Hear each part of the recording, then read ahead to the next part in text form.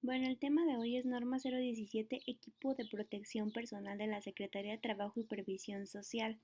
Esta norma nos indica el equipo de protección que tenemos que tener de acuerdo al trabajo que vamos a realizar. Decidí hacer este tipo de material porque la norma, como ya les contaba, todos los tipos de normas son muy largas. Entonces, de repente, y si la leemos, suele ser muy extensa y muy conflictiva de entender. Bueno, el objetivo es desarrollar las capacidades y habilidades laborales relacionadas con la selección, uso y manejo de equipo de protección personal en los centros de trabajo para prevenir un riesgo de trabajo o un accidente.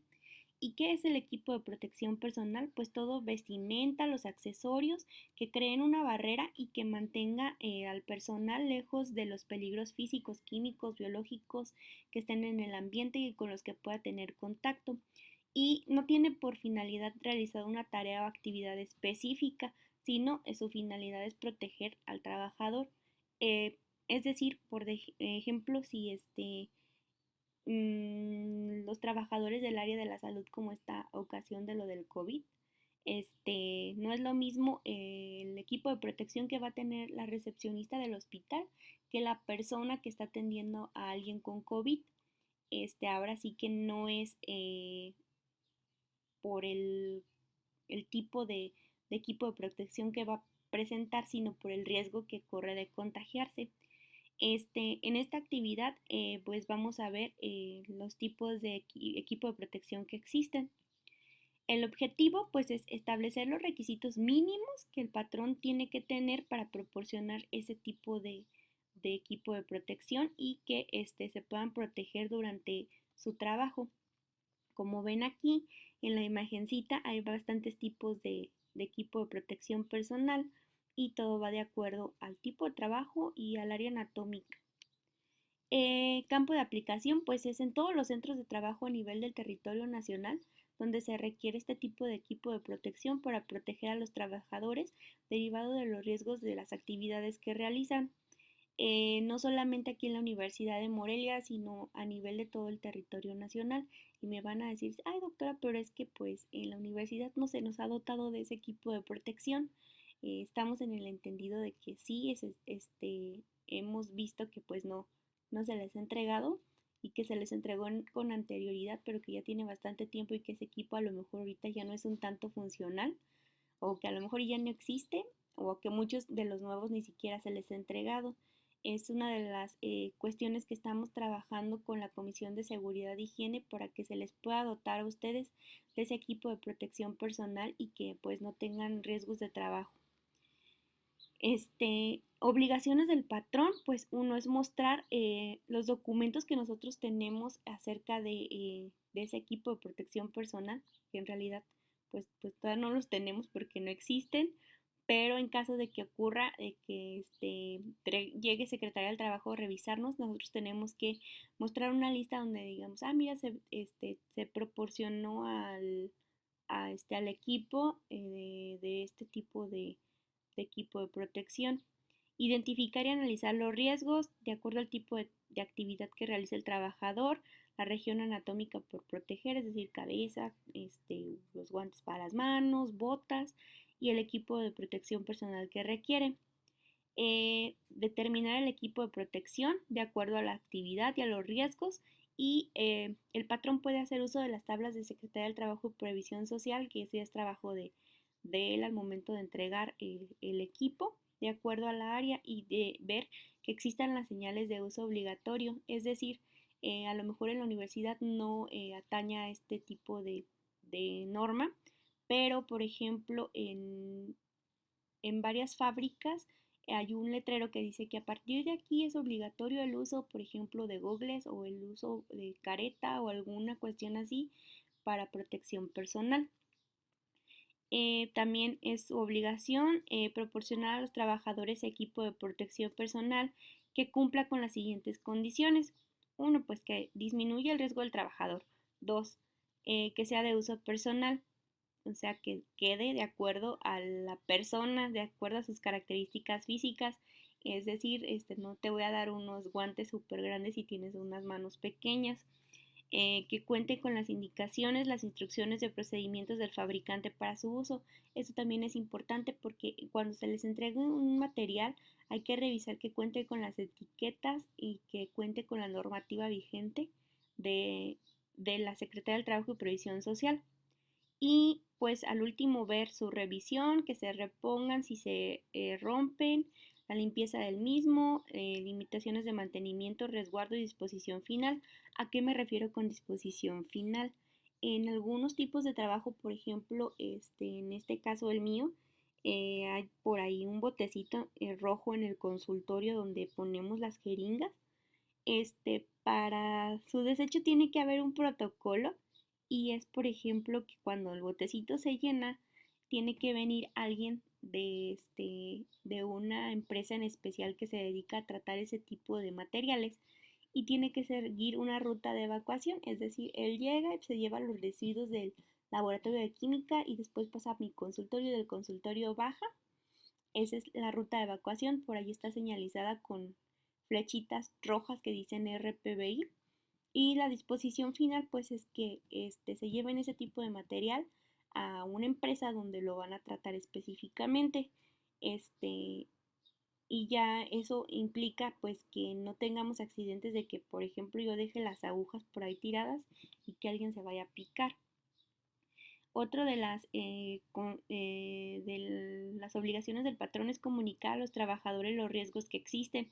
Es decir, por ejemplo, aquí entra también mucho si contratas a alguien externo. eh, Decirle, oye, traes tu equipo de protección, estas son las reglas para poder dejarte entrar y trabajar. Y proporcionar a los trabajadores la capacitación y adiestramiento para el uso, revisión y reposición de ese material.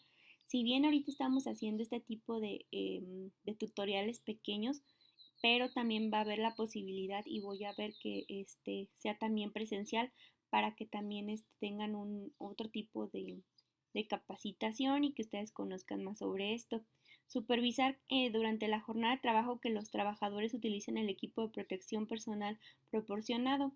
Es decir, esto también por ahí requeriría de su ayuda porque muchas veces entran contratistas externos y de repente puede ocurrir que no estén utilizando el equipo de protección personal y que eso genere accidentes tanto en ustedes como en alumnos como en todo el demás personal. Identificar y señalizar las áreas del centro de trabajo donde se requiere uso obligatorio de equipo de protección personal. Ahí, como les decía, a lo mejor en la universidad esa regla no ataña, pero en otros centros sí. Obligaciones de los trabajadores, pues participar en la capacitación, utilizar su equipo de protección personal, revisarlos antes, durante y al finalizar su turno. ¿A qué me refiero con esto? Voy a poner un ejemplo. Tengo una historia por ahí personal de un esposo de una amiga, que lo que ocurrió fue de que trabajaba en el Hotel Diana del Bosque y trabajaba en alturas cambiando lámparas y todo eso. Entonces ocurre que nunca revisó su equipo de protección y lo mandaron a cambiar una lámpara, entonces de repente, o sea, jamás lo revisó y la, el equipo de protección se rompió y la persona cayó de una altura de 15 metros. Entonces, pues lamentablemente falleció y lo que decía toda su familia en ese momento es, ay, si hubiera revisado su equipo 5 minutos antes, o sea, esto no hubiera ocurrido. Este, a esto quiero llegar con revisar el equipo. Informar al patrón cuando las condiciones del equipo de protección personal ya no lo protejan, al fin de que se proporcione mantenimiento o se reemplace. En este caso, pues, si tanto el patrón hubiera revisado que estaba el equipo bien o que el chico hubiera dado parte a su patrón o a cualquier autoridad competente, pues a lo mejor se hubiera evitado esto. Indicaciones e instrucciones para el mantenimiento y todo esto del equipo de protección, pues identificar las limitaciones del equipo de protección, es decir, información sobre la capacidad que ofrece. No voy a decir, por ejemplo, yo que utilizo guantes, que los vaya a reutilizar otra vez.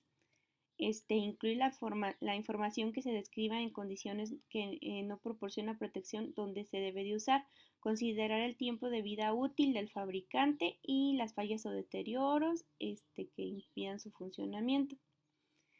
Indicar cuando el trabajador esté en contacto con posibles agentes infecciosos. Eso pues aplica también, por ejemplo, para mí. Establecer el procedimiento para la descontaminación o desinfección del equipo de protección después de cada jornada. Esto pues aplica nada más para cierto tipo de trabajos. Establecer el mecanismo a seguir para reemplazarse, precisar lugares y formas de almacenamiento y establecer las medidas de seguridad para tratarlo como residuo sólido o biológico, en mi caso con las agujas. Y por ejemplo aquí está una imagencita donde vemos el equipo de protección de acuerdo al área anatómica, como les decía, protección auditiva, los audífonos. Hay ciertos tipos de trabajo, por ejemplo, donde se van a tener que poner audífonos en ciertas zonas, por ejemplo, en las áreas de donde se arman motores en general, o por ejemplo en los donde arman aviones. El ruido es tanto que si una persona entra a esa cámara donde están probando el motor, puede llegar a causarle daño auditivo. Entonces, por eso hay que ponerse protección auditiva en esos casos. Protección para la cabeza, de acuerdo al tipo de trabajo que se va a realizar. También es el color del casco. Protección visual, la careta. También de acuerdo al tipo de acción que se va a realizar.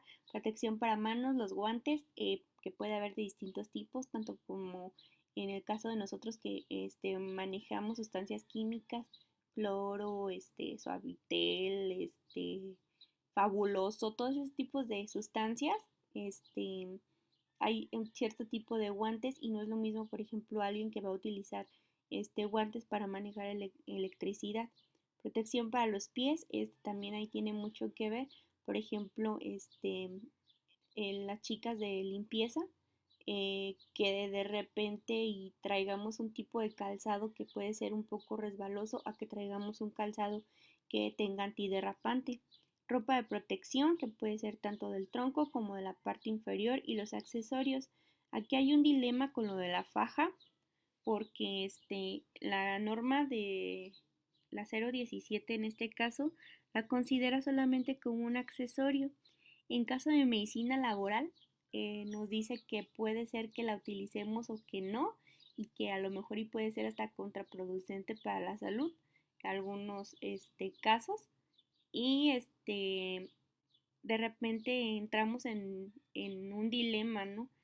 Pero en lo personal yo sí les digo que si tienen la faja y van a cargar algo pesado, la utilicen. También no es como obligatorio que se entregue una faja a nivel nacional para cargas pesadas, pero si la tienen o la pueden conseguir, o en nuestro caso, si llegamos a un acuerdo de que se nos dé equipo de protección para ustedes, veremos la posibilidad de que se les dote de este tipo de equipo de protección personal. Y bueno, eso sería todo. Cualquier duda, cualquier cosa, estoy a su disposición y me preguntan.